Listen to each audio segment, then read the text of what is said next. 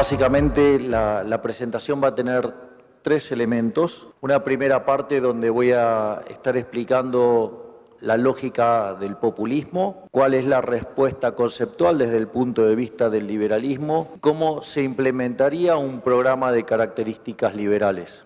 Lo primero que hay que entender es que la lógica bajo la cual se mira el populismo, en este momento existirían dos, es decir, la convencional y la que desarrollé recientemente bajo el título del modelo de la casta. Esto está plasmado en un libro de Rutger Dornbusch, que en paz descanse, y el economista chileno Sebastián Edwards, profesor de la Universidad de California. Y justamente arranca ese libro con el artículo de Dornbusch y Edwards que se llama La macroeconomía del populismo y dice que el populismo tiene 4 etapas. La primera etapa, es decir, los regímenes populistas en general aparecen luego de una profunda crisis. Entonces lo que caracteriza la primera etapa de la macroeconomía del populismo es una condición en la cual se expande fuertemente la demanda vía política fiscal y política monetaria y donde básicamente los efectos se traducen todos en aumentos de cantidades, ya sea aumento del producto, aumento del empleo y aumento de los salarios con muy bajo impacto en precios. Si ustedes se fijan, esa caracterización está perfectamente alineada a lo que fue el primer periodo del régimen kirchnerista. La actividad se expandió en torno al 8%, y la inflación estaba en torno al 10 en promedio, o sea, arrancó más bajo y después se fue acelerando. La segunda etapa, continúan estas políticas de expansión de demanda, pero los efectos en cantidades empiezan a ser más modestos y el impacto en precios es mucho más fuerte. Es decir, ustedes se empiezan a encontrar con situaciones donde se acelera la tasa de inflación y ya no se expande tanto la economía. Si ustedes se fijan, eso también se puede ver con total claridad durante el segundo periodo del régimen kirchnerista, es decir, en el primer gobierno de Cristina Fernández de Kirchner, donde la actividad ya se expandía al 4%, es decir, a la mitad de lo que había pasado en el periodo anterior, y la inflación crecía al 20%, es decir, se había duplicado respecto al periodo previo. Cuando empiezan a aparecer entonces estos efectos desagradables, que es el aumento de la inflación, que no crece la actividad, que no crece el empleo,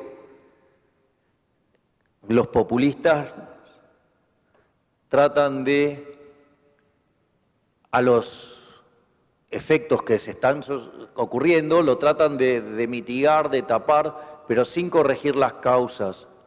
Y lo que hacen siempre es intentar corregirlos vía lo que tiene que ver con cercenamientos de la libertad y ataque a la propiedad privada, es decir, los controles de precios o los controles de capital.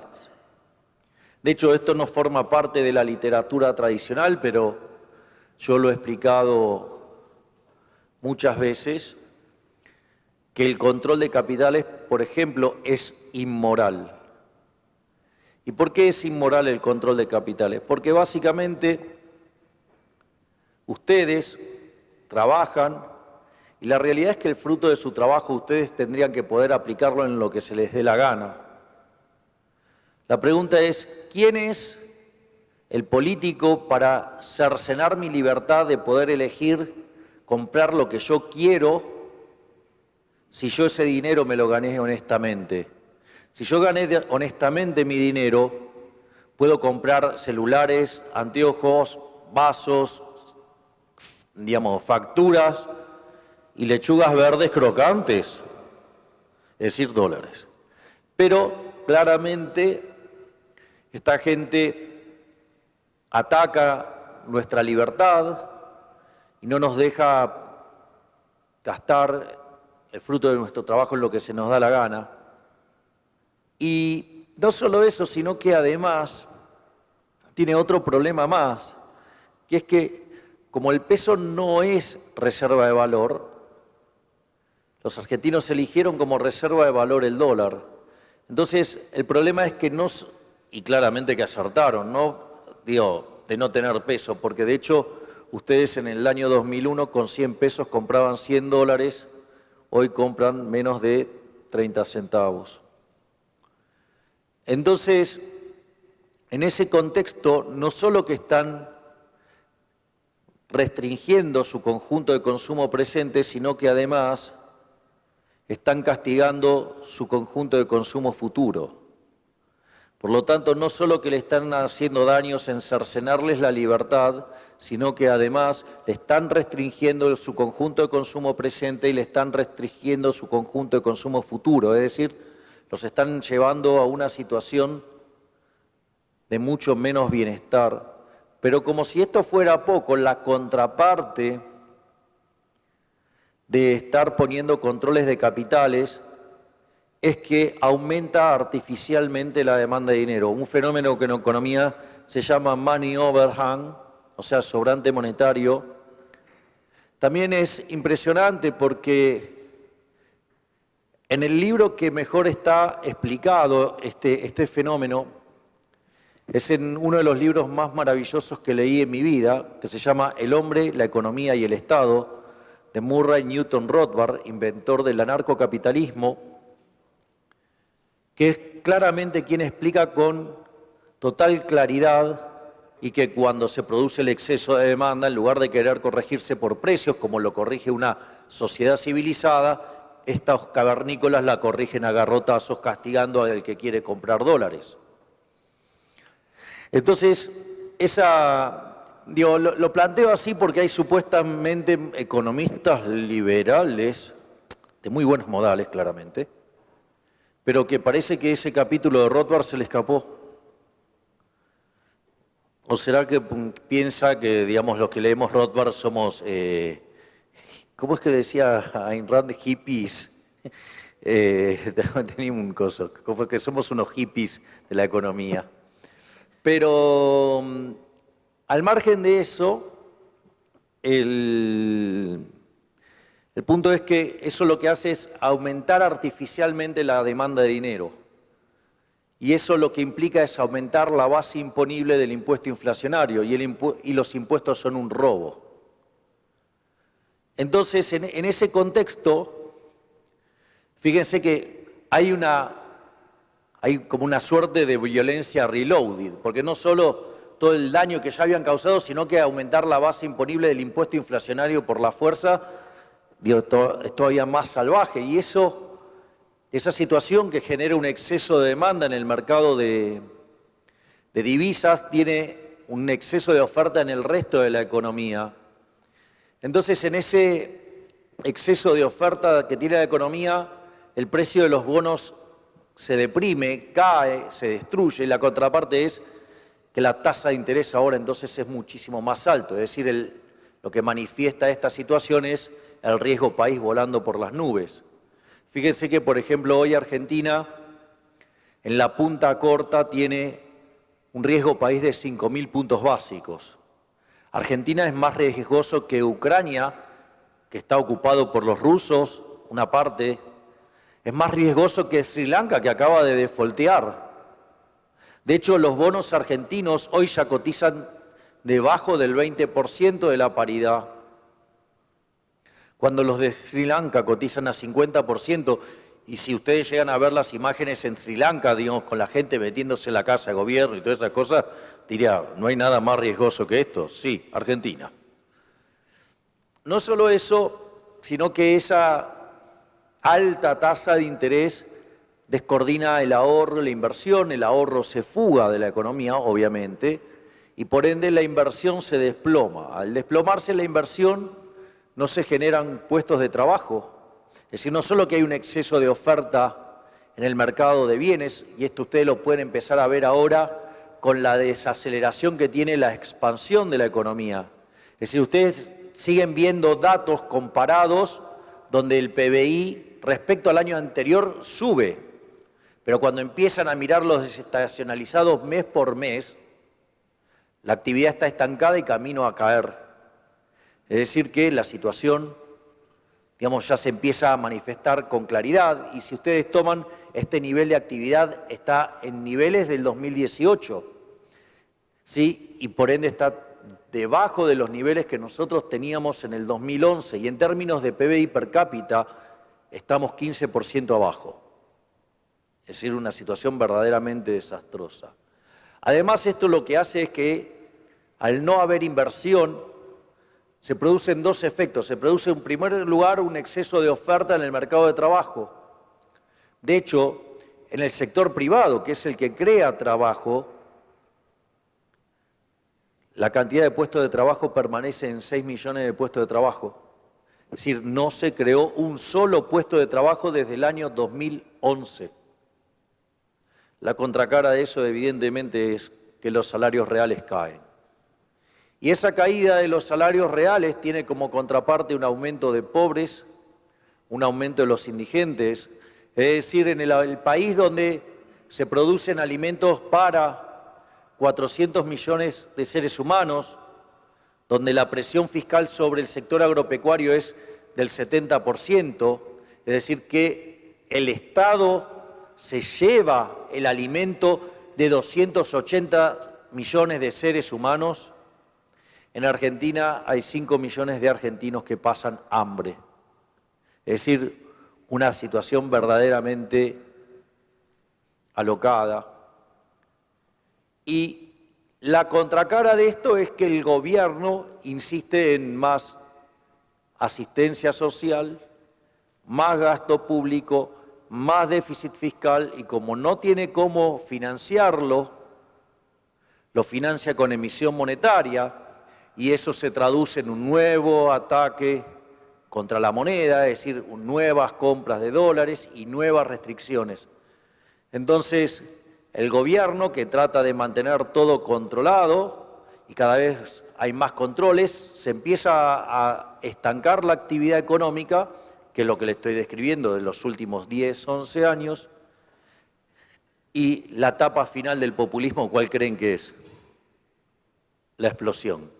Es decir, que tarde o temprano la explosión va a tomar lugar. Fíjense que durante el segundo gobierno de Cristina Fernández de Kirchner, la actividad ya no se había expandido, la inflación había saltado en promedio a casi al 30%, en el periodo de Macri terminó siendo el saldo negativo con la inflación arriba del 40%, hoy la inflación está en el 95% si tomo los primeros 8 meses del año y los anualizo, y si tomo los datos puntas, la inflación viene viajando al 125%, con el agravante de que los indicadores sociales que hoy tiene Argentina son peores que los que tenía en el 2001, es decir, previo al estallido de la crisis de la convertibilidad que toma lugar en el año 2002.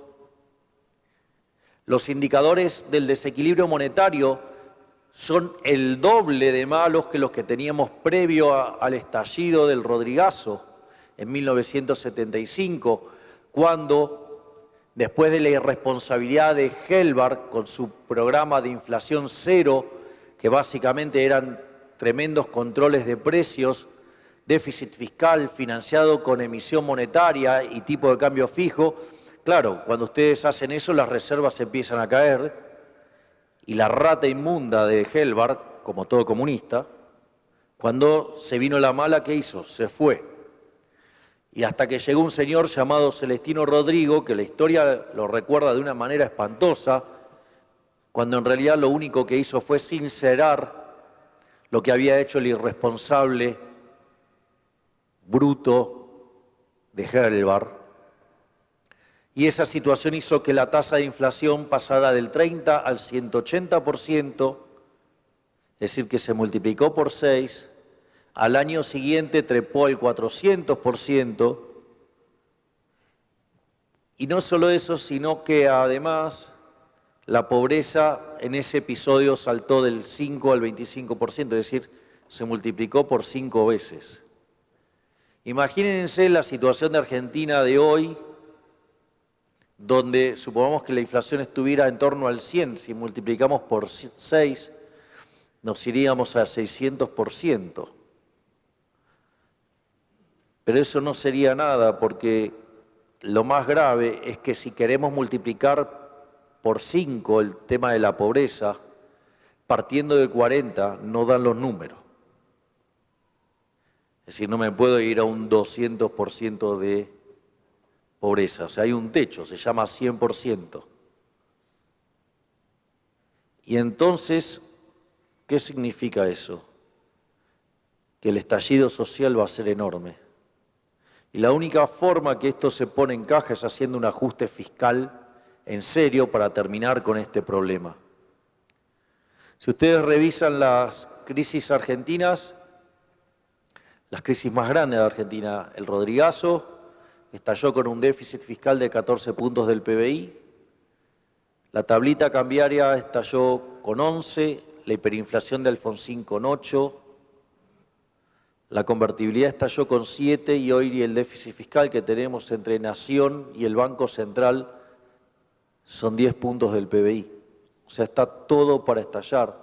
Y cuando ustedes miran la dinámica de los activos financieros en pesos, ustedes pueden ver que hoy las LELIQs, es decir, los pasivos remunerados, son 2 veces la base monetaria. Esto quiere decir que estamos en dinámicas similares a las de el segundo semestre de 1988, es decir, previo a la hiperinflación de Alfonsín.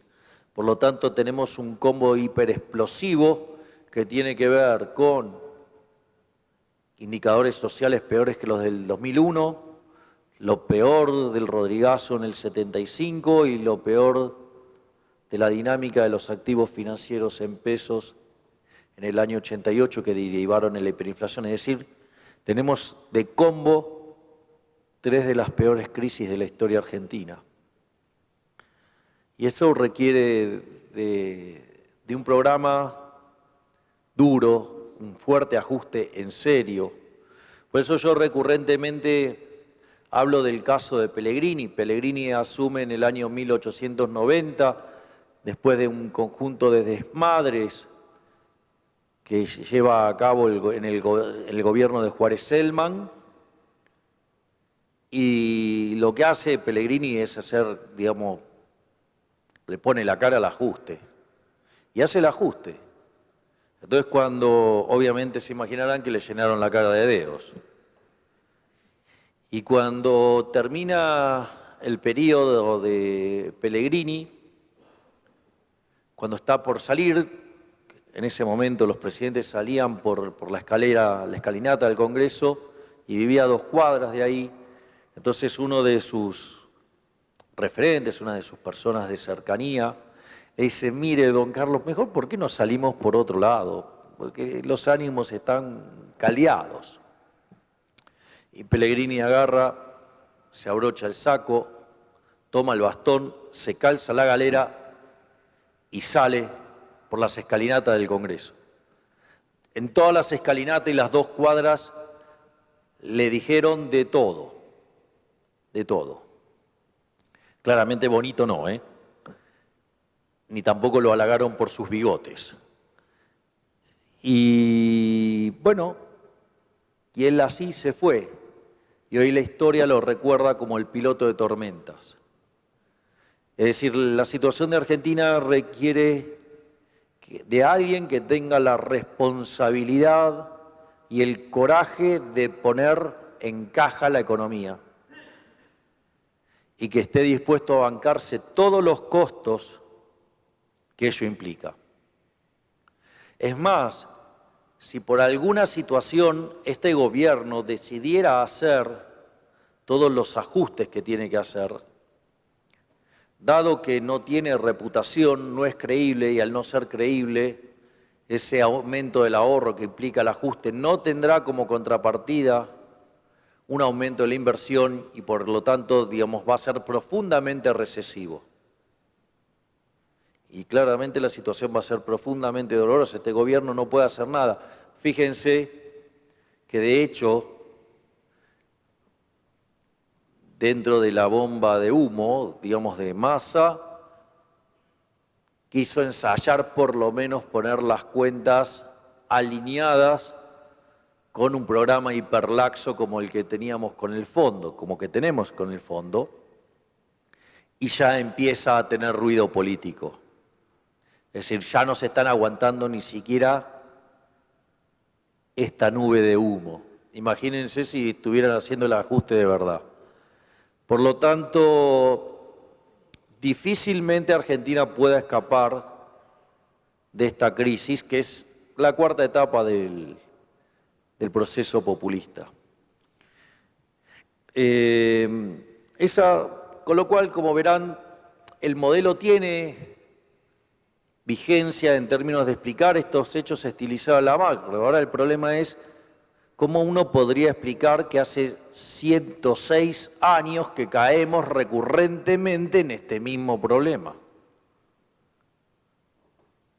Es decir, ¿cómo puede ser que, digo, acaso somos tan estúpidos? Y no es que somos estúpidos. Hay un problema que tiene que ver es que la solución está en manos del problema. Y eso es lo que yo llamé el modelo de la casta, que tiene como eje central una frase que obviamente es propia de los socialistas y que acá, digamos, la llevó a cabo alguien que trabajó fuertemente en pronunciar ese aspecto socialista de la vida argentina, que tiene que ver con una frase que dice: donde hay una necesidad nace un derecho. Y eso tiene un problema porque las necesidades son infinitas y los derechos alguien los tiene que pagar. El problema es que los recursos son finitos, entonces usted tiene necesidades infinitas contra recursos finitos.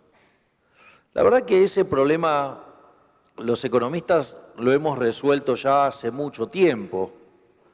Se resolvió con propiedad privada y el sistema de mercado, que se manifiesta en un sistema de precios, que es un mecanismo de transmisión de información, de coordinación y ajuste. Y por lo tanto, no sería un problema. El problema radica en que el Estado lo quiere resolver por la vía violenta, vía el gasto público. Eso en la terminología de Rothbard sería violencia binaria. Es decir, la violencia que aplica el Estado tiene tres formatos. Uno es lo que se llama la violencia autística, es cuando viene el Estado y le saca todo y a cambio nada. Por ejemplo, la revolución bolchevique, digamos, y la Unión Soviética, ¿no? La implementación de la Unión Soviética es un caso de esas características. O aceptan el régimen o los matan. El otro tipo de violencia es la violencia binaria, que tiene que ver con el cobro de impuestos y con el gasto público. Porque no es solo la violencia que causa el hecho de que les roben el fruto de su trabajo. Los impuestos no se pagan voluntariamente. No se pagan voluntariamente, digo, se pagan a punta de pistola. Recuerden que Al Capone se lo acusó de traficante, se lo acusó de asesino, pero terminó yendo preso por evadir impuestos, es decir, la de la casta no se toca. Y no solo eso, sino que además,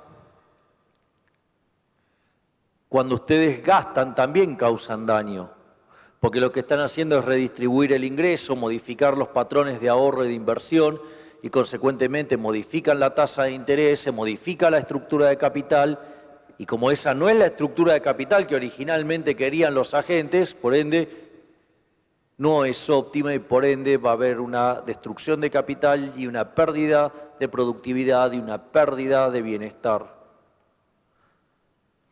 Porque aun cuando el Estado, supongamos que esto pasara, cosa que no pasa nunca, digo, no existe tal cosa como el Estado eficiente. Como decía Friedman, hay 4 formas de gastar. Ustedes pueden gastar su dinero o el de otros, los pueden gastar en ustedes o en otros. siempre la mejor forma de gastarlo, ¿cómo es?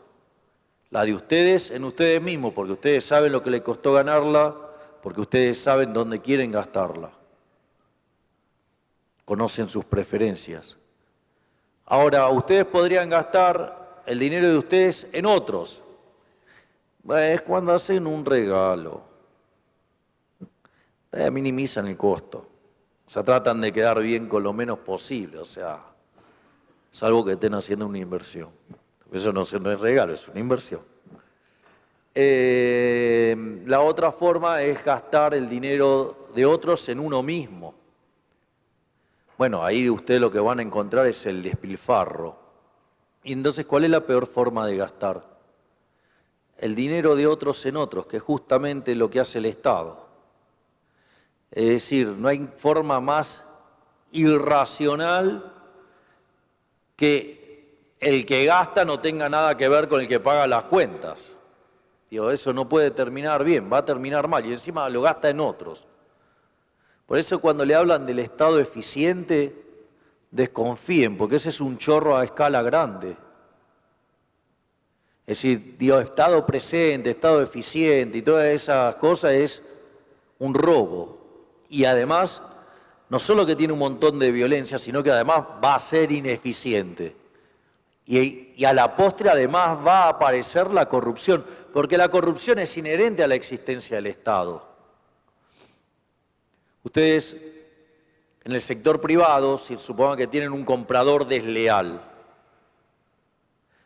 eso quiere decir que va a poder entrar otra empresa y vender su mismo producto a un mejor precio o con mejor calidad o alguna combinación que a ustedes lo van a llevar a la quiebra. Por lo tanto, el proceso de mercado, la corrupción la castiga enseguida. Es decir, ¿por qué? Porque es ineficiencia. Y esa ineficiencia la pagan con la quiebra. O sea, les rompe el bolsillo a ustedes. Por lo tanto, se van a ocupar de que eso no ocurra. Y si ocurre, en justa causa quebrarán. Eso en el Estado no pasa, porque cuando el Estado se equivoca les agranda la cuenta, o sea, le pasan la factura. Es decir, digamos, cuando aparece el déficit de las empresas estatales no hay un ajuste, hay más impuestos. Miren, digamos, recientemente se publicaron unos gráficos que muestran cómo va variando el déficit de las empresas del Estado. Bueno, hoy ya está casi en 2 puntos el PBI. El Estado eficiente, ahí está. Es el aguantadero de ñoquis de la cámpora. Entonces, gracias José. El problema radica entonces eso que se traduce en un profundo déficit fiscal. ¿Cómo lo financiamos? O sea, porque esto también es interesante. Todo déficit se financia. Entonces ustedes lo pueden financiar con deuda. La deuda es profundamente inmoral. Profundamente inmoral. Porque las deudas son impuestos futuros.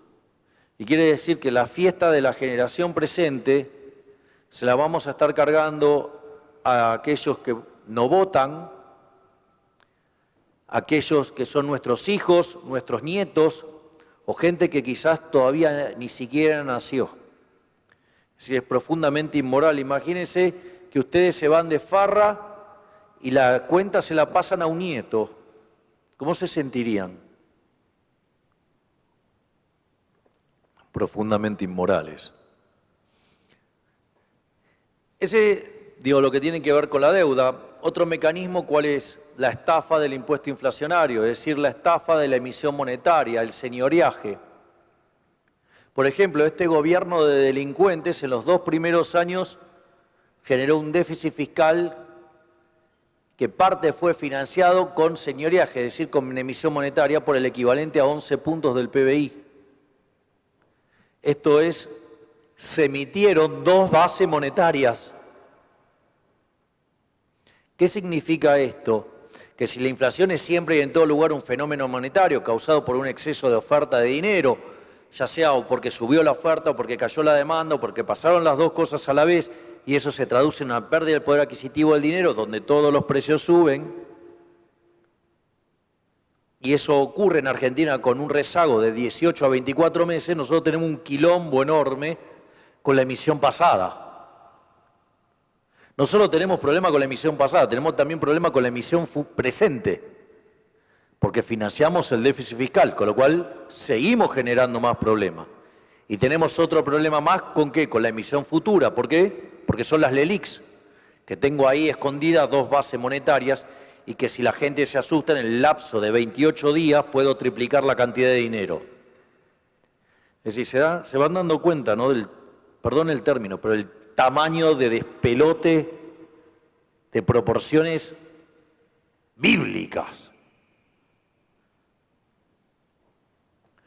Por lo tanto, en general lo que se termina haciendo cuando ya no se le puede dar más al endeudamiento, Argentina de hecho es el máximo defolteador serial de la historia moderna, o sea, ya lo hemos pasado a Ecuador y seguramente vamos por más. La otra alternativa es emitir, pero llega un momento que la gente se pone enojada y ofuscada con la inflación, entonces se recurre a un ajuste y les ponen cara de circunstancia, hay que hacer el ajuste. Bueno, nada de eso puede terminar bien y el mejor ejemplo de ese modelo, ¿quién es? Argentina. Argentina empezó a abrazar las ideas socialistas a partir de 1916. De ser el país más rico del mundo, hoy al tipo de cambio oficial somos entre el 70 y 80 y al tipo de cambio paralelo somos 140. Es decir, somos el modelo de la decadencia. Y la única salida a esto es volver a abrazar las ideas de la libertad. No es casualidad que este sábado nosotros vamos a estar haciendo un acto, aquí le agradezco al querido Ricardo que está acá, que junto a su partido, Fuerza Republicana, vamos a estar haciendo un acto en la Plaza Alberdi. Y les puedo asegurar que es absolutamente intencionado que sea en esa plaza. Porque lo que necesita Argentina es volver a abrazar los valores de la libertad. Argentina, en el momento que abrazó las ideas de la Constitución de Alberdi, en 1853, puesta en funcionamiento a partir de 1860, con la incorporación de Buenos Aires, Argentina, de ser un país de bárbaros, en 35 años se convirtió en el país más rico del mundo. Y eso fue modelo para todo el mundo. Ustedes podrían decir, pero eso Argentina lo hizo en el siglo XIX, las cosas son distintas. Bueno, ¿quieren ver algún caso de estas características? Pueden mirar a Irlanda. Irlanda era el país más miserable de Europa. Hoy tiene un PIB per cápita 10% mayor que el de Estados Unidos o un poco más. Es más, si tuvieran más años de demócrata, seguramente que le va a sacar más todavía. O ustedes pueden decir, no, bueno, pero es un país chiquito. Bueno, entonces miremos el caso de la India, que desde que empezó sus reformas de mercado, la tasa de crecimiento anual compuesto de estos 20 y pico de años es del 8%. Es decir, hagan 1,08 y lo elevan a la 22 y me dicen cuánto da. ¿Alguien tiene un teléfono para hacer la cuenta? Nadie se anima a hacer una... Si no prendo el mío y lo hago yo, lo hago en vivo. 1,08 elevado a la 22. Si no lo hago yo. 5,43. Elevado a la 22 te da 5,43. Elevado a la 22. Pará, porque no lo estás elevando a la 22. Porque vos, a ver, sí, podría ser. Pero al margen de eso, vean cómo la explosión de riqueza que implica un experimento de esas características. En realidad es en los 90, o sea, la 32, perdón.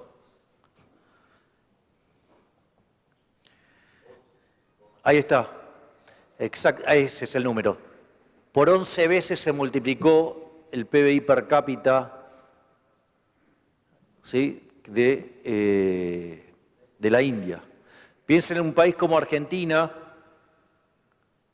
digamos, si partimos, no sé, puedan partir al tipo de cambio oficial y es un PBI de 11.000, 12.000 dólares, o lo pueden hacer al paralelo, uno de 5.000, 6.000. Imagínense lo que sería, es decir, hacer algo así. No solo eso, sino que además ustedes dirían, bueno, podría ser evidencia anecdótica. Entonces, cuando yo miro los países que son más libres, son 8 veces más ricos que los reprimidos. El decil más bajo de la distribución no solo que está 11 veces mejor que su par en el país reprimido, sino que además tiene el doble de ingreso que el ingreso promedio, por lo tanto está mejor que el 90% de la población del país reprimido. Algo así como que es mejor ser cola de león que cabeza de ratón. Además, hay 25 veces menos de pobres en el formato estándar, 50 veces menos en el formato extremo. La gente vive un 20% más de años. Entonces la pregunta es, entonces, ¿por qué no? Si justamente eso sería un gran negocio para todos. Lo que pasa es que de vuelta, la solución está en manos del problema, motivo por el cual he decidido meterme en este barro que es dar la pelea desde adentro. Porque miren, cuando ustedes miran un partido de Argentina, la tribuna es muy linda, las banderas son muy lindas, los cánticos son muy lindos, pero ustedes ponen la pelota en la mitad de la cancha y no se mueve. Los goles los hace Messi. Es decir, si ustedes quieren ganar el partido, se tienen que meter y tienen que ir a patear la pelota y tratar de meterla en el arco contrario. Y hay algo que yo siempre le reconozco a mi colega José Luis Espert. Cuando estaba evaluando la posibilidad de meterme en política, estábamos en la casa de José Luis y estaba con mi hermana, con el jefe, con Cari, y en un momento José Luis me dice, conociendo mis características, me dice, mira, tomate un día porque vos vas a entrar acá blanco y por más que no hagas nada, vas a salir manchado porque te van a ensuciar. Es más, yo recuerdo, por ejemplo, que en un momento una persona, un analista político, especialista en hacer campañas negativas, es decir, para que sepan que existe, que hay algo que se llama, ustedes tienen tipo especialistas en campaña negativa. Es decir, si ustedes tienen esqueletos en el placar, se los van a buscar y se los van a sacar, utilizando los recursos del Estado. Digo, o sea que es una cosa complicada. Y entonces, después de que me estuvieron investigando durante un mes, entonces se junta esta persona conmigo y me dice, tengo dos noticias, tengo una buena y una mala. Y como yo soy un perfeccionista patológico, dije, dame primero la buena y así después nos quedamos con la mala y laburamos en cómo corregirla. Y entonces, en ese contexto me dijo, bueno, la buena es que no te encontraron nada. Dije, ah, qué bueno. No, esa es la parte mala. ¿Cómo que es la parte mala? No, porque si te encuentran algo malo, hay que buscar la forma de sacarla a la luz y listo. ¿Cómo? No, claro, por eso no es un problema. El problema es que si no te encuentran nada, te lo van a inventar. En especial, por ejemplo, si no acordás con ellos, ¿no? Agarran y al otro día te ensucian. Y cuando estás cerca de hacer otro acto, te vuelven a ensuciar con la misma mentira, ¿no? O, digamos, el equipo de 30 personas que tiene el gobierno de la Ciudad Autónoma de Buenos Aires con un consultor brasilero, es decir, el ABL pagando ensuciarme a mí 7 por 24. Interesante, gente. O instalando mentiras en los medios, financiados justamente por la pauta amarilla. Entonces, digo, esa es una parte complicada, pero de vuelta, para mí la desidia no es una solución. Yo no quiero llegar al último día de mi vida y verme y decir, ¿qué hiciste de esto? Huí o me dejé morir. Yo decidí que si voy a morir con las botas puestas defendiendo las ideas de la libertad. Y en ese contexto es que estoy en esta carrera por la presidencia del país para el 2023. Y a diferencia de los chantócratas, que por ejemplo, a los 3 días que digo que si yo fuera presidente cambiaría la embajada de Argentina en Israel desde Tel Aviv a Jerusalén, a los 3 días viajan para ver el plan de estabilización de Israel. Es sorprendente, digamos, que alguien que tenga credencial de economista haga esa burrada, ¿no? Porque nosotros ya aplicamos el programa de estabilización de Israel. Fue la Austral. Y justamente falló por lo que no quieren hacer esos que hicieron el viaje, que es ajustar el Estado. ¿Y cómo terminó el plan Austral? Terminó en la hiperinflación del año 89. Y lo peor de todo es que tenemos los libros de texto, o sea, no hace falta nada para conocer el caso a la perfección. Pero no, hay que salir a engañar a la gente y decirle que se tiene programas. Eso no es tener programas, eso es tener un fracaso asegurado. Pero claro, la de ellos no se toca. Entonces, a diferencia del resto, nosotros sí hemos presentado un programa económico. Un programa de reformas estructurales que harán que Argentina, de ser un país miserable, un país que tiene la perspectiva para ser la villa miseria más grande del mundo, de implementar las reformas pro mercado, en 35 años se convierta en una de las mayores potencias mundiales.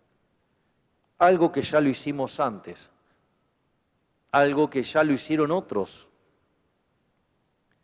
Entonces, nosotros las reformas las vamos a hacer en lo que se llama 3 generaciones de reformas.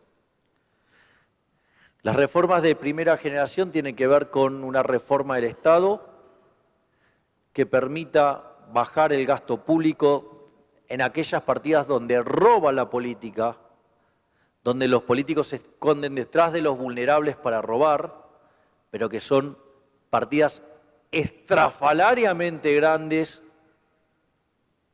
y que permite hacer un ajuste fiscal sin que tenga dolor en la sociedad, salvo en los beneficiarios de esas políticas, ya sea la inversión pública, ya sea las transferencias discrecionales, ya sean los subsidios económicos con el gran pasamano que significa, ya sea el curro de las empresas del Estado, ya sea las jubilaciones de privilegio. Eso lo que va a permitir es hacer una reforma fiscal que permita bajar los impuestos. Y en ese contexto donde la economía empieza a despegar, se impulsaría una reforma laboral hacia adelante para pasar de este sistema de regulaciones anacrónico a un sistema de seguro de desempleo. De modo tal que, porque la regulación del mercado laboral no es que caen del aire, no es que cae así. Esas regulaciones aparecen como consecuencia de un país que no crece, de un país que tiene inflación, donde los salarios se derriten, donde es difícil, básicamente, crear nuevos puestos de trabajo. Entonces, la corrección que se le ocurre a la política es meter restricciones. Y en realidad uno entiende genuinamente que en ese contexto, básicamente, ustedes quieren tener un seguro, pero un seguro se arregla contratando un seguro, no metiendo restricciones. Piensen en este caso, ustedes son personas absolutamente aversas al riesgo. Entonces, cuando quieren salir en el auto, quieren, digamos, estar seguros. Entonces, usan el cinturón de seguridad, le ponen doble airbag al auto, lo blindan. Es más, le ponen el motor que cuando chocan sale despedido. No sé, lo llenan de flota a flota a los costados, no sé, para hacerlo bien delirante. Entonces, o sea, esa es una posibilidad y nadie les podría decir nada. Ustedes contratan el seguro que se les da la gana. Ahora imagínense la situación de cómo resuelve esto el Estado. Les prohíbe a todos a salir a la calle. ¿Cómo termina eso? No puede terminar bien porque nadie va a producir, se va a caer la producción, no van a poder consumir nada. ¿Qué va a pasar? Se van a morir. Como la cuarentena cavernícola que impulsó el títere, ¿no? Y por eso, digamos, Argentina fue de los países que más destruyó su economía. Claro, obvio, después que rebotó, obvio, claro, y rebotó más porque, digo, rompió más. Si hubiera hecho cero la actividad económica, digo, el salto era infinito. Digamos, entonces, lo que uno tiene que hacer es mutar este sistema de regulaciones y que distorsiona el precio a uno de seguros, de desempleo, de modo tal que la señal de precios no quede distorsionada y además no sea un problema contratar a un trabajador. Entonces, en un contexto de reforma fiscal, de baja del gasto público, de baja de impuestos, de flexibilización del mercado laboral y apertura de la economía, eso lo que va a hacer es generar un periodo de muy fuerte crecimiento económico de por lo menos 15 años. Digo esto sin los shocks externos, ¿no? Porque ustedes pueden tener shocks externos negativos y pueden tener shocks externos positivos, o sea, en el límite después, o sea, eso se compensa. O sea, van a tener años que les va a ir un poco peor y otros años que les va a ir un poco mejor. Y en ese contexto, ustedes lo que van a tener es que eso le abre las puertas a la segunda familia de reformas, las que se llaman las reformas de segunda generación, y ahora van a poder hacer la reforma del sistema previsional. Hoy el sistema previsional genera un déficit fiscal de 4 puntos del PBI. Entonces, ahí van a poder hacer la reforma del sistema fiscal porque si ustedes tienen una economía creciendo, una economía con salarios reales más altos, una economía con mayor empleo y una economía donde tiene incentivos a aumentar la PEA, o sea, la población económicamente activa, ustedes van a poder hacer la reforma del sistema previsional sin afectar a los derechos adquiridos de los que hoy están dentro del sistema.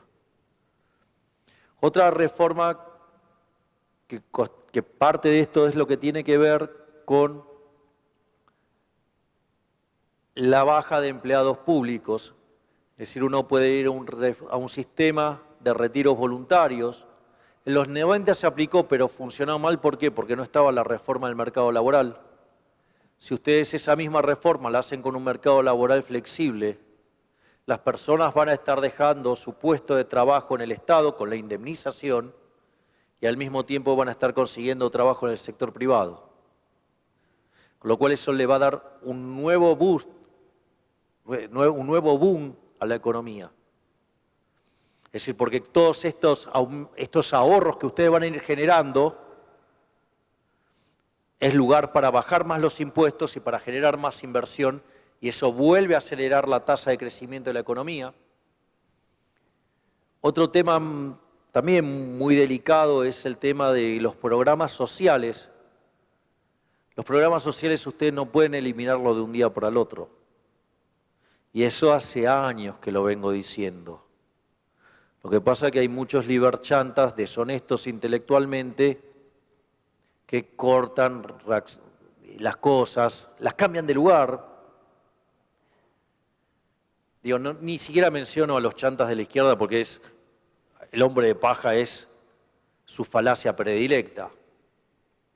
Pero en ese contexto, nosotros lo que estamos trabajando en este momento es en una redefinición de un conjunto de ministerios. De hecho, nosotros hablamos de ir a 8 ministerios, es decir, el Ministerio de Economía, digamos, el cual en este momento lo tenemos funcionando en paralelo a las sombras, ¿no?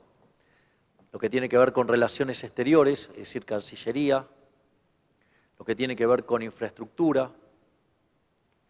Y hay otro ministerio que está funcionando en las sombras, que es Acción Social, que básicamente lo que hace es integrar la niñez, la salud, la educación y la redefinición de los programas sociales, de modo tal que en una economía en crecimiento eso se pueda convertir en trabajo, que las personas no tengan que ser obligadas a dejar los planes sociales, sino que los dejen por su propia voluntad, porque van a poder vivir del fruto de su trabajo.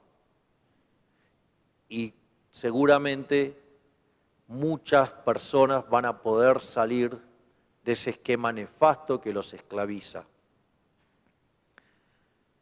Y ahí, digamos, lo que tenemos es un conjunto de ahorros que podrían permitir pasar a las reformas de tercera generación y que tiene que ver con un sistema de educación más acorde a las ideas de la libertad, lo mismo para el sistema de salud y lo mismo también para el servicio, digo, vinculado a la seguridad, para que no sea invasivo. Digo, cómo funciona en Inglaterra.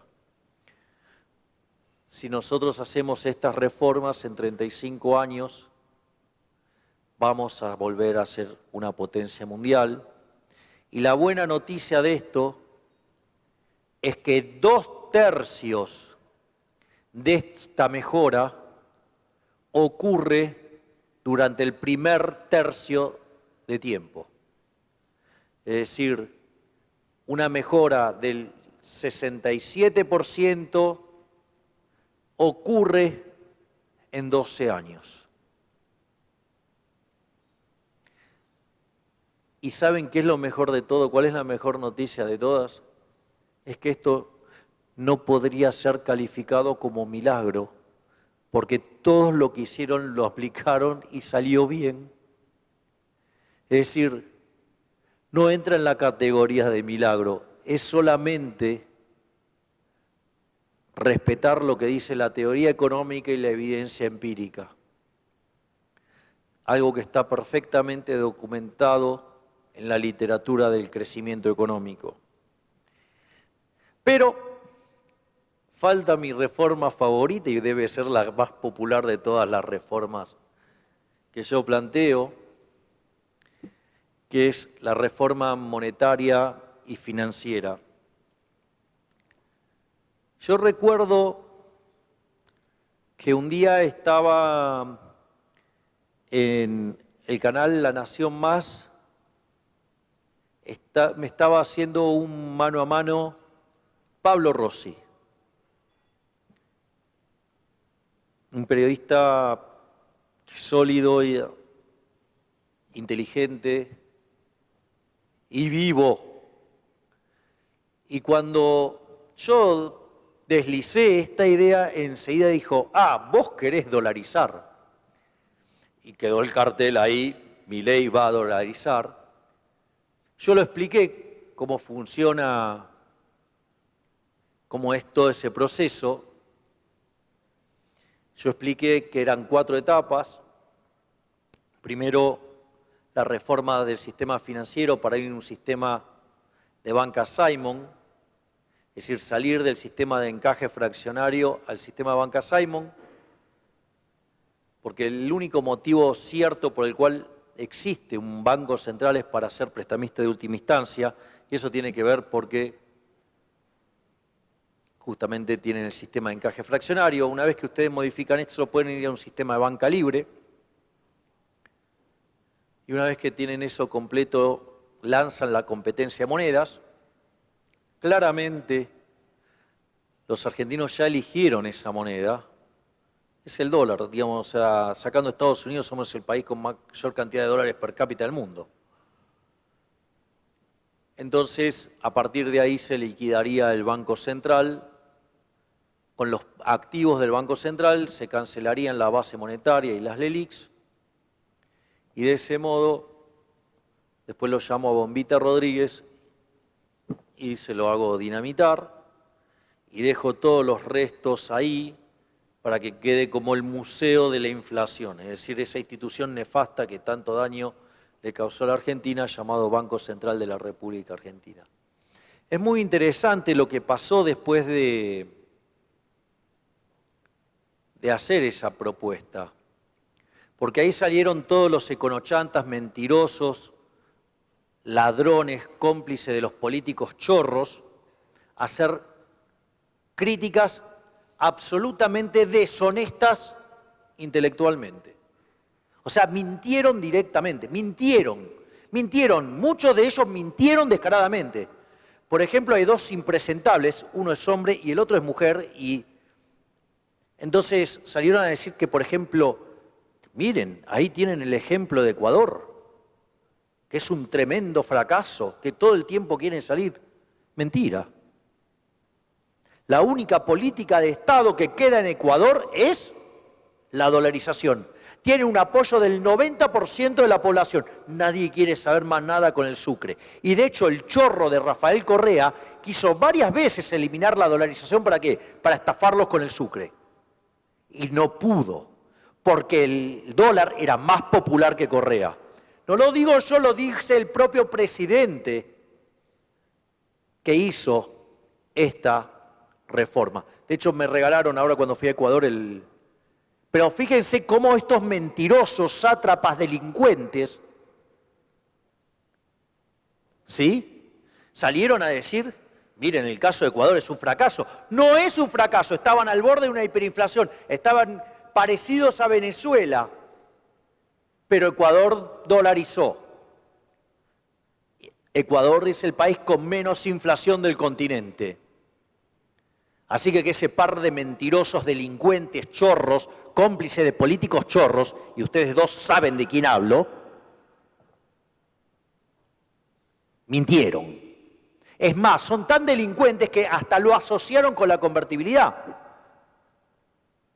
Lo cual también es falso, porque durante la convertibilidad, como se implementó en Argentina, había sistema financiero de encaje fraccionario y había tipo de cambio fijo, es decir, caja de conversión contra una moneda extranjera, pero seguían funcionando los pesos, seguían dando vuelta a los pesos. Motivo por el cual eso le permitió a la política que cuando se quedó sin acceso al financiamiento, en lugar de hacer el ajuste que hizo, volvió a meter el peso de manera no respaldada, tiraron la convertibilidad a la basura. ¿Y qué nos dijeron? Esta vez va a ser diferente. ¿Y qué vemos después de 22 años o 21 años? Que no es nada diferente, que siguen siendo los mismos. No solo eso, hubo otros que decían, no, lo que hay que tener es un banco central independiente. Miren, durante la convertibilidad el Banco Central era independiente, tenía una regla monetaria bien dura. La caja de conversión implica emitir directamente contra demanda dinero, por eso éramos el país con menos inflación del mundo. Miren el caso, por ejemplo, de Hong Kong, Durante la pandemia tuvo 3% de deflación. ¿Por qué? Porque la gente se asusta, demanda más dinero, genera deflación. Lo mismo le pasó a Ecuador, lo mismo le pasó a Panamá. No solo eso, sino que esa regla era fácil, la entendía todo el mundo, y era muy popular, porque ganaba elecciones. Menem logró la reelección en el medio de un contexto profundamente recesivo, que era, digamos, cuando sufrimos el efecto tequila. Y a pesar de eso, ganó la elección, porque nadie quería saber nada de tener la moneda del político argentino. No solo eso, sino que había algo que era todavía muchísimo más complejo, que era que toda la estructura contractual de la economía argentina estaba determinada en dólares acorde a la regla. Por lo tanto, salir era complicado. Sin embargo, como todavía seguían existiendo los pesos, se salió. Es decir, ¿qué es lo interesante? Lo interesante de esto. Y lo interesante de esto es que no se puede volver atrás. Ese mismo dueto de chantas dice, no, bueno, pero es como quemar las naves y quizás nos tenemos que volver nadando. Digo, me gustaría que me justifiquen por qué avalan robar a los argentinos de bien con el impuesto inflacionario. Digo, hay una cuestión, o sea, mi principal cuestionamiento a la existencia del Banco Central es moral, al margen del desastre que ha causado en Argentina. Es obvio que si no tuviéramos este nivel de desastre, probablemente seríamos un par de locos los que nos estaríamos haciendo esta pregunta. Pero claramente, en este contexto, parece que tenemos más chance. Entonces, aparecieron esto de, no, un Banco Central independiente.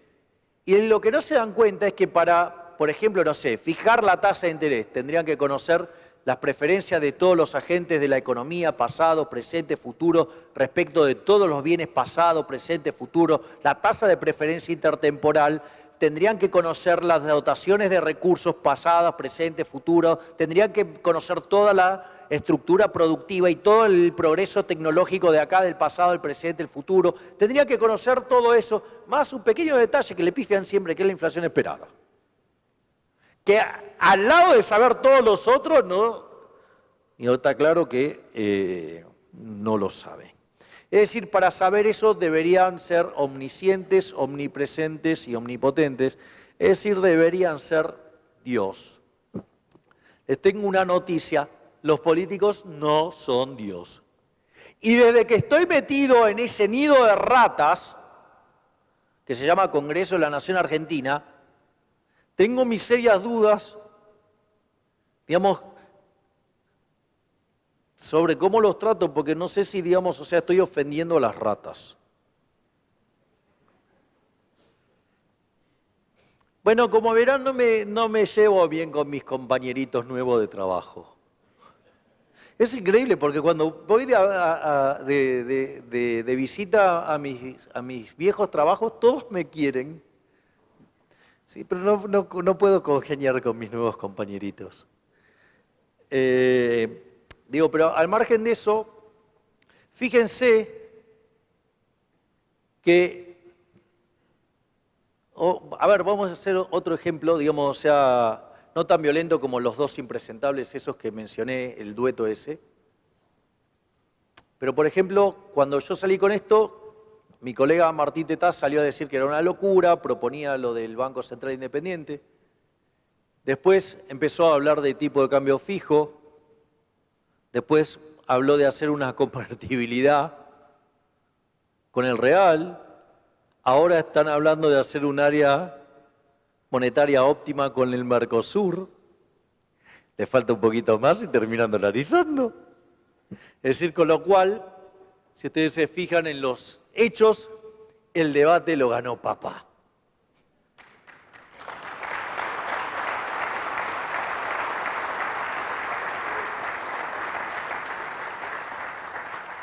Y para ir terminando, recientemente Nosotros hicimos un seminario en el Broadway que originalmente lo queríamos hacer ¿en qué teatro? En el Astral, pero fuimos censurados. Lo teníamos arreglado 3 semanas antes, estaba todo pago, todo, pero el dueño de la caja amarilla se enteró y se puso como loco. Entonces nos mandó a censurar. Entonces nos censuraron, pero bueno, pudimos conseguir hacerlo en el Broadway. Y ahí un éxito, ¿no? Porque en 2 horas se nos anotaron 9.000 personas, con el problema después de logística con un teatro de 1.500. Y ahí hicimos un seminario que se llama El fin de la inflación, y ahí presentó el caso de la competencia de monedas sin Banco Central, nuestro máximo prócer de las ideas de la libertad de todos los tiempos, el gran maestro de todos nosotros, que es Alberto Venegas Lynch, hijo. Después expuso Cavallo el caso de competencia de monedas con Banco Central, que es asimilable al caso de Perú. Después,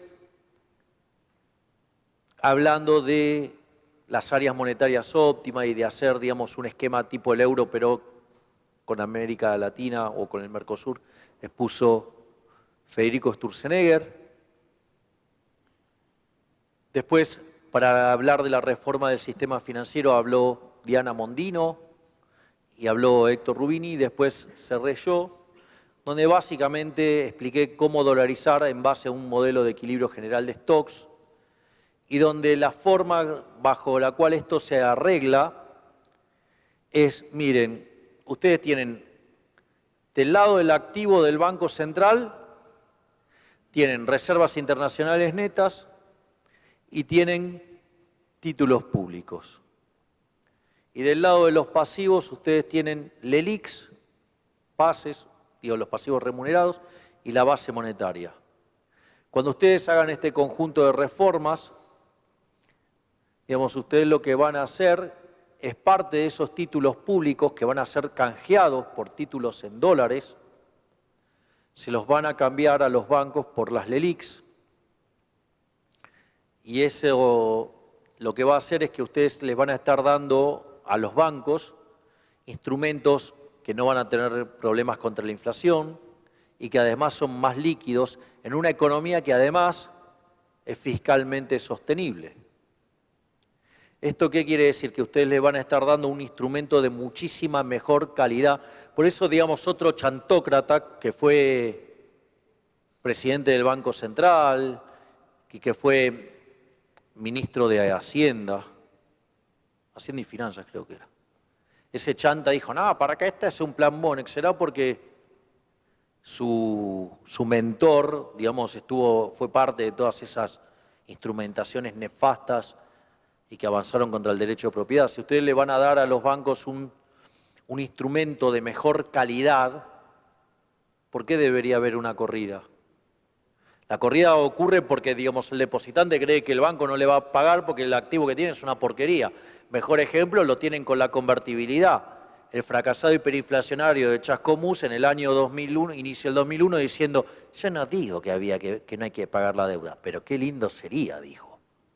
Salieron todos a sacar los depósitos y tenían, digamos, un montón de deuda del Estado, los bancos. Entonces, ¿por qué si mi activo va a mejorar, va a haber una corrida? Si no la hay hoy, menos con un activo de mejor calidad y que ustedes van a cobrar. Por lo tanto, es un activo de mejor calidad porque corresponde a un país que hizo un montón de reformas, un país que va a ser solvente, un país que va a crecer, sino que además no se va a degradar por la inflación y como si todo esto fuera poco, además va a ser un instrumento líquido. Por lo tanto, si algún depositante quiere llevarse la plata y no le alcanza, y no le cierran los números a los bancos, hasta le pueden dar los bonos y los liquidan. Y ustedes eligen qué hacen.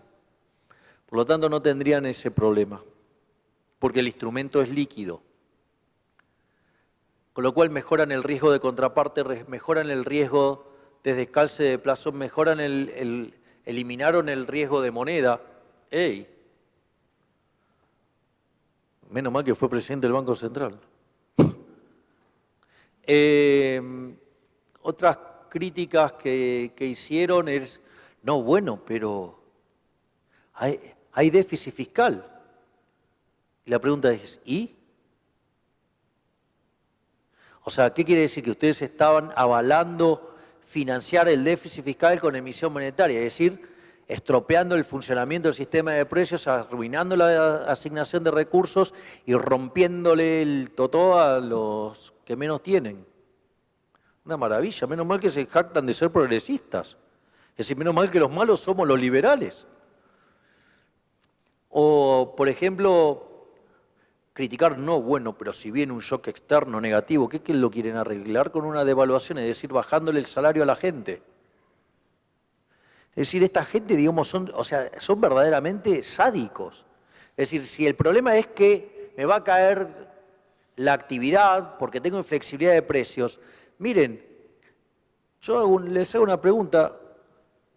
Digo, ¿por qué ustedes van a tener que aceptar tener la estrechez mental del político? Los mercados de futuros y acciones y opciones existen hace cientos de años. De hecho, en la Bolsa de Madrid ustedes van a encontrar un libro que se llama Confusión de Confusiones, que cuenta cómo era el mercado de opciones en Holanda. Bueno, o sea, digo, hace como 500 años que conocemos esto, pero para ellos es un problema. Dios, no sé, ustedes son empresarios del petróleo, pueden hacer contratos en WTI, ¿cuál es el problema? Ah, no, pero eso no es la moneda del político. Y sí, no, obvio. Pero con eso, digamos, o sea, ustedes mitigan el riesgo. ¿O cuál es el problema? El problema del mercado laboral de vuelta. El problema del mercado laboral se arregla con un mercado laboral flexible. No va reventándole el salario real a todo el mundo vía la devaluación. ¿De qué estamos hablando? Es decir, si mi problema, sí, es en el motor del auto, no llamo al plomero para arreglarlo, se lo llevo al mecánico.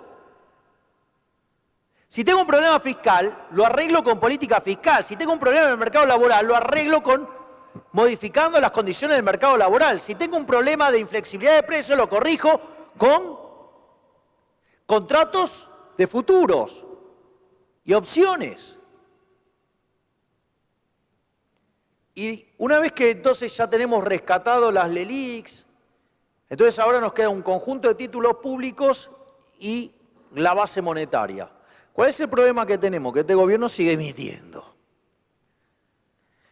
Y el otro problema que tenemos es que como siguen haciendo las cosas mal, ahora los títulos, hace poco habían rebotado hasta casi 30 centavos, ahora están de vuelta en menos de 20.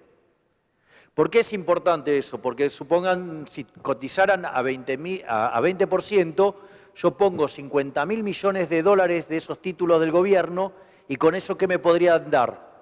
Me podrían dar 10.000 millones de dólares cash. Entonces, si la base monetaria son 13.000 millones de dólares a 3.20, ¿qué es lo que pasa? Yo puedo, con 3.000 millones de dólares los rescato con la posición de oro. No la necesito más y ya está, dolaricé. Y los 10.000 restantes, ¿con qué los saco? Poniendo esos títulos en garantía. Con eso consigo 10.000 millones de dólares y los rescato. Y como los precios de los bonos después van a volar, les pongo una opción, le hago un bono putable, con lo cual cuando pasa, duplica el precio, se lo ejecuto y lo retiro. Con lo cual además reduzco la deuda. Vamos, muchachos, una Argentina mejor es posible. Existe un futuro mejor, pero ese futuro existe solamente si ese futuro es liberal. Muchísimas gracias.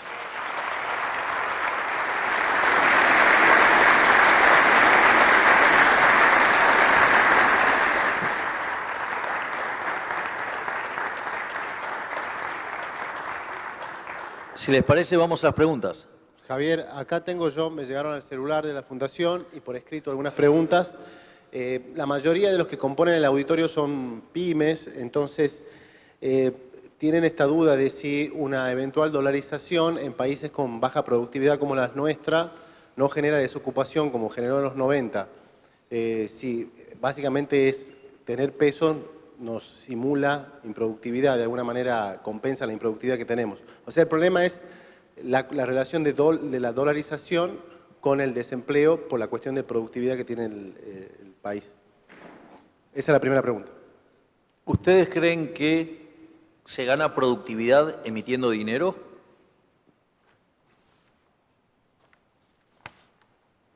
¿Ustedes creen que un país progresa destruyendo sus salarios reales en moneda extranjera?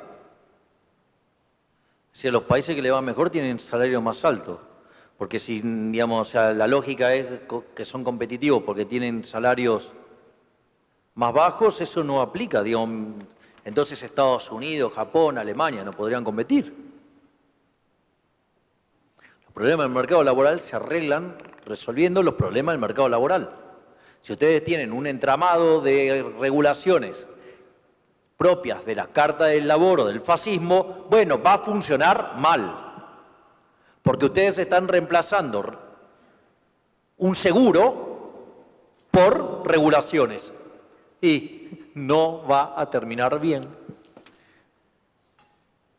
Igual, lo importante es, si ustedes se fijan, yo no lo dije de manera explícita, pero hay una parte que queda más claro, porque yo hablé de reformas de primera, segunda y tercera generación, pero hay algo que tiene que ver con el sequence y con la secuencialidad. Ustedes primero tienen que hacer la reforma fiscal, después tienen que hacer la reforma laboral y después recién ahí abrir la economía. Si ustedes abren la economía y no hacen la reforma fiscal, o una de dos, o destruyen los salarios en dólares, o generan un desempleo extravagante, o, digamos, quiebran las empresas. Entonces ustedes lo que tienen que hacer es primero la reforma fiscal para ser competitivos fiscalmente, después tienen que hacer la reforma laboral y como ahí van a estar en condiciones de competir con el mundo, ahí se abre la economía, porque si no estamos hablando de un industricidio. Por lo tanto, lo importante no solo son las reformas, sino la secuencialidad. ¿Por qué? Porque si no está bien secuencializada, pueden causar un desastre social o un desastre productivo y a la postre un desastre en los dos planos. Preguntan cómo vas a controlar la calle en caso de que hagas reformas laborales y la relación con los sindicatos. Hay varias preguntas relacionadas a reforma laboral y sindicatos y control de calle.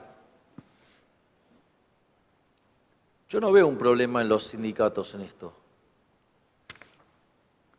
Hoy los sindicatos tienen varios problemas. La gente, a ver, hay 8 millones de personas que están fuera del sistema. Eso es un problema grave. Con lo cual ese problema lo ven. Y tienen otro problema más, es que las bases les están comiendo, se la está comiendo la izquierda, con lo cual están en jaque. Por lo tanto saben que el sistema no funciona. Y además saben que hay un sistema que funciona. ¿Cuál es? El de la construcción. Justamente, ¿cómo funciona el sistema de la construcción? No funciona como el resto del sistema. ¿Funciona con qué? Con un mecanismo de seguro.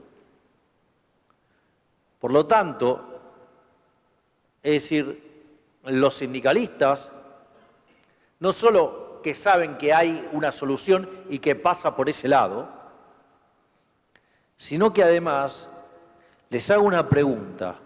Si ustedes pasan de un sistema de las regulaciones actuales a un sistema basado en la creación de un mercado de seguros, le hago una pregunta.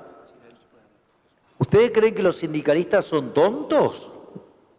¿Ustedes creen que no se van a dar cuenta que hay un negocio fenomenal?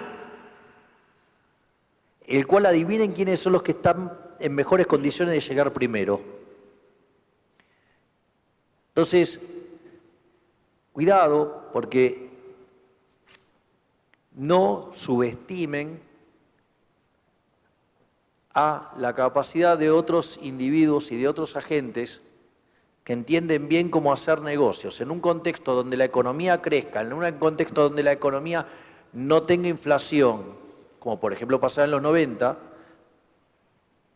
si ustedes le redefinen el negocio, sabe cómo, digo, son los primeros que lo van a aprovechar. Por lo tanto, eso no es un problema. El problema no son los sindicalistas. El problema no es cómo va a funcionar el mercado laboral. Es decir, después que digo que políticos ladrones le quemen la cabeza y los demonicen para echarle la culpa de la inflación, cosa que el gobierno anterior lo hizo, ¿eh? ¿Por qué creen que yo terminé en la marcha de Moyano?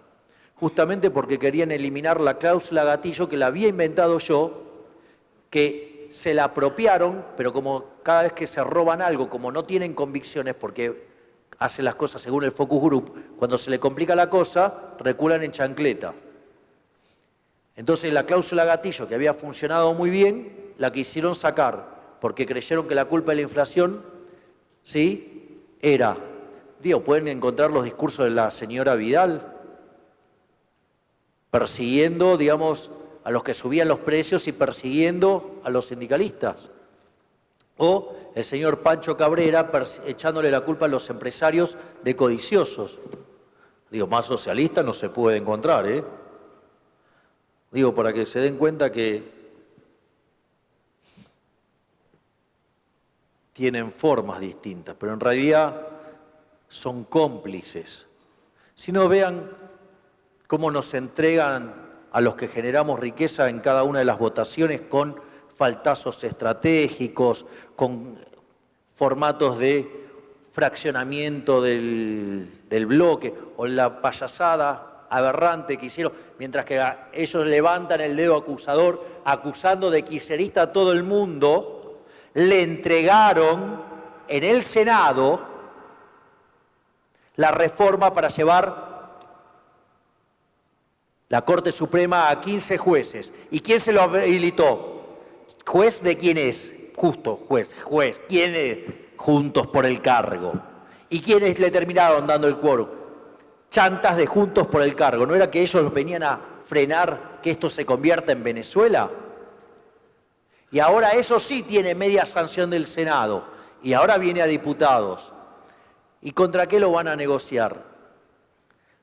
Los codiciosos, que lo único que quieren es ver cómo ganan una elección, probablemente metan en la negociación la impunidad de Cristina Fernández de Kirchner, cuando ellos acusan al resto de no decirle cosas que las tiene que determinar la justicia, y van a negociar la libertad y darle la impunidad a Cristina a cambio de tener ¿qué? De que no le toque las pasos. Y ustedes, en lugar de estar mirando, digo, esa discusión que es la verdadera, los medios ensobrados de la caja amarilla dicen que la responsabilidad está en los votos míos. Cuando en realidad el kirchnerismo, para meter una ley de esa característica, tendría que conseguir 12 votos, porque uno de los propios ya dijo que se va a abstener.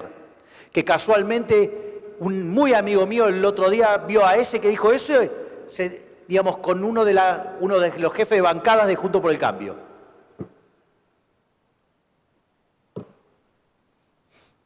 ¿Quieren ver la realidad? Les ofrezco la pastilla roja. ¿Quieren seguir durmiendo? Tomen la azul. Justamente acá hay dos preguntas puntuales. ¿Cuál es tu relación, tu postura ante el aumento del número de miembros de la Corte? Y cómo vas en contra. ¿Y en las PASO? ¿De las PASO? Las paso de vuelta. De vuelta. ¿Hay un proyecto de paso ahí en el Congreso? Bien, exacto. No. Por ende, ¿tiene dictamen de comisión? No. Entonces digo, ¿por qué tengo que estar discutiendo algo que no existe cuando sí existe la media sanción de ampliar la Corte? ¿Se dan cuenta que están negociando con ustedes y los están manipulando? Ellos que se dicen los que van a parar al kirchnerismo. Están negociando por atrás el acuerdo electoral para ver cómo hacen para tener más carguitos cuando lleguen. Y mentirles con que son el 41%. ¿A alguien se le ocurriría decir que los votos que tiene usted son los que conseguirían en un balotaje? ¿Saben qué? Las PASO en el 2019 funcionaron como la primera vuelta y la segunda como el balotaje. Creen que tienen 41, no tienen 41, tienen lo que sacaron en la primera vuelta. Pero engañaron a la gente y la gente se deja engañar. Hay un conjunto, digamos, de brillantes que dicen Mabel del 41. Dale. Así que discuto problemas reales, no problemas abstractos. Ok, algo concreto. Te preguntan... ¿Más concreto las cosas que estoy diciendo? Sí, sí. Créditos DURA, planes de ahorro, ¿cuáles son cómo solucionar eso? ¿Cuál es Que el Estado tiene que desaparecer del medio de eso. Digo, ¿qué tiene que hacer o sea, cómo se va a meter el Estado en el ahorro? ¿Cómo va a terminar? Mal. Digamos, ¿por qué con los créditos? ¿Qué va a tocar? La tasa de interés va a modificar, va a manosear el mecanismo de coordinación intertemporal. Miren esto. ¿Ustedes qué opinión tienen de Moreno controlando precios? Bueno, si ustedes quieren controlar la tasa de interés, no solo implica controlar los precios presentes, implica controlar los precios futuros. Es decir, es como que fueran una suerte de Moreno Reloaded. Vamos, saquen las manos del Estado, de todas esas cosas que van a funcionar mucho mejor. Hay varias preguntas relacionadas con tu armado local. Preguntan si vas a poner un candidato libertario en la lista de Fuerza Republicana, si algo para decir. Nosotros tenemos un acuerdo con Fuerza Republicana, acá está Ricardo. Mañana vamos a hacer un hermoso acto. Y nosotros, o sea, tenemos un acuerdo de cooperación, digamos, donde nosotros tratamos de sumar a la estructura de Ricardo, digamos, de Fuerza Republicana, y Fuerza Republicana ayudarnos a nosotros con la elección presidencial. Así es que eso es una cuestión que se va a estar discutiendo de cara a la llegada de los procesos electorales. Sí, bueno, y finalmente te preguntan, ¿cómo haces para estar sentado al lado de Romina del Pla? ¿Y qué hay que hacer para sumarse a...? Hay una pregunta puntual que dice, ¿qué pueden hacer las personas que están acá para ayudarte a lo que estás haciendo, a tu candidatura? Con eso cerramos. No, pero quiero hacer un tema no menor.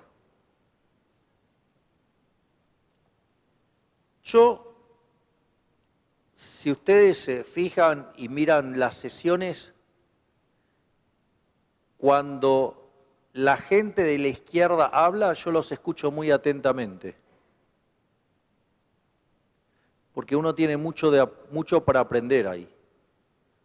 Porque es una visión absolutamente opuesta a la que uno tiene. Uno tiene una opinión sobre eso en función de lo que estudió y quizás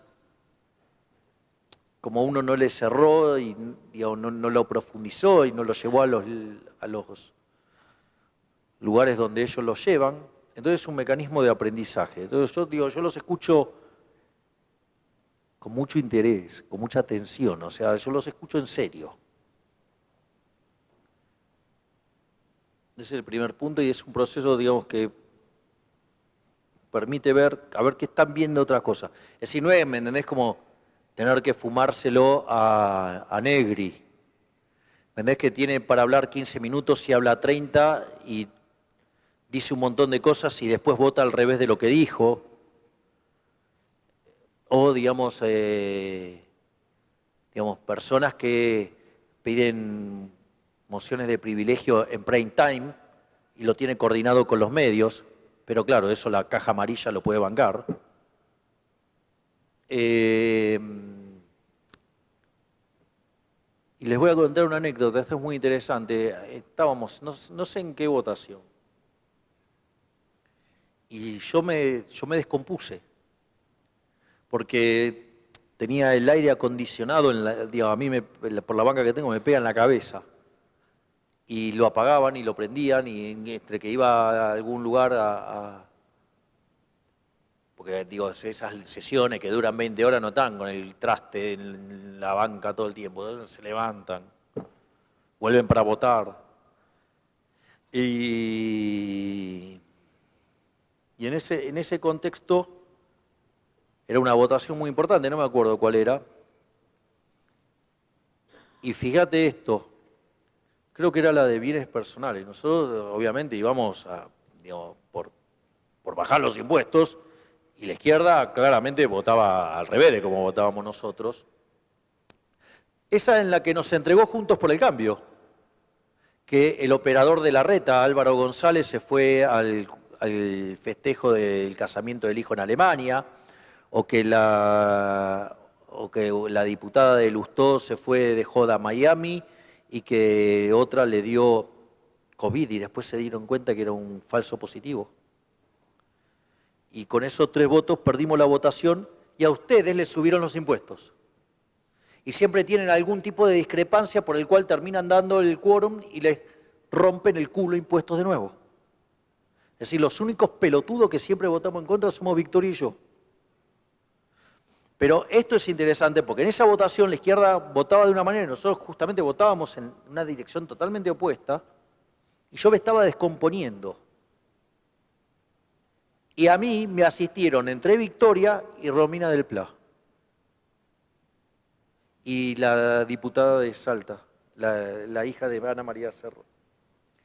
Entonces, Tucumán, perdón. Paula. Perdón, Paula, ahí está. Bueno, digo, a veces de las pocas personas con las que me llevo bien. Y ellas 3 son las que me dieron asistencia a mí. Así que les diría que la verdad es que cualquiera se hubiera imaginado, no, te ve ahí que te estás reventando, te mata, te clava la estaca. No. Es decir, ella misma, digamos, fue la que se ocupó de llamar al señor que te trae, digamos, té y todo eso, para que me hicieran un té y cosas, para que me pudiera recomponer. O sea que entre Paula, entre Victoria y ella, y Romina fueron los que... Así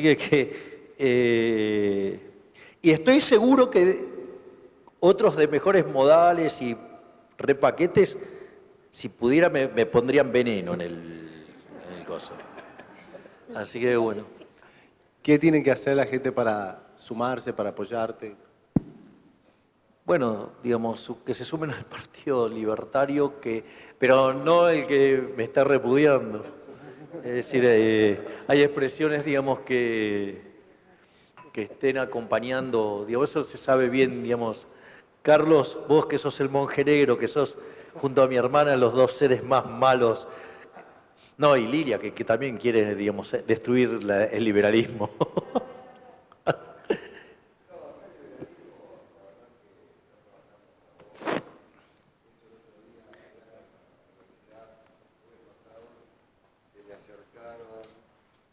Se le acercaron un montón de chicos libertarios a decirle que ellos no tienen nada que ver con ese comunicado, que ellos lo único que quieren es verte como presidente.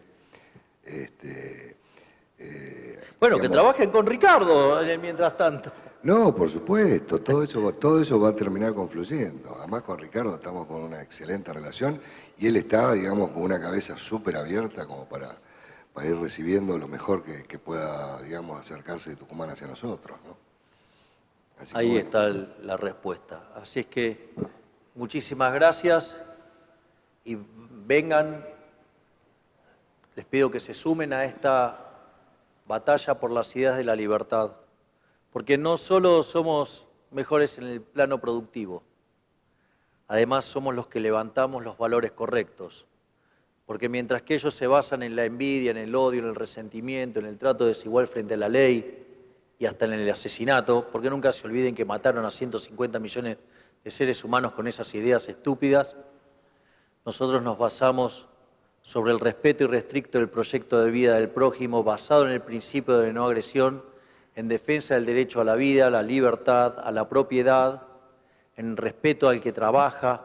Digamos, esto se soluciona con ahorro, capitalismo, mercado y trabajo duro, duro, duro, diría Ancho Basto. Así que vayan, den la pelea porque se las vamos a ganar.